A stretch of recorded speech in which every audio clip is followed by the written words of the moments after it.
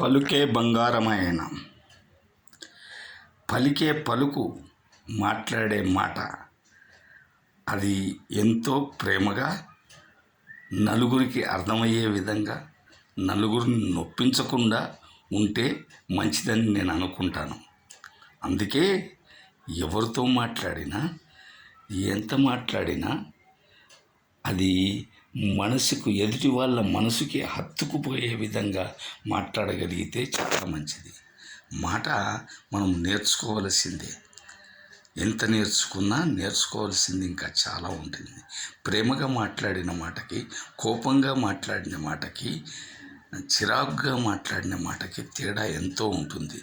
ఆ తేడాలు గమనించి మనం మాట్లాడటం, ఎదుటి వాళ్ళని నొప్పించకుండా ఉండి, ఎదుటి వాళ్ళని ప్రేమించే విధంగా మాట్లాడటం నేర్చుకుంటే చాలా మంచిది. ఏమంటారు? అవునంటారా, కాదంటారా?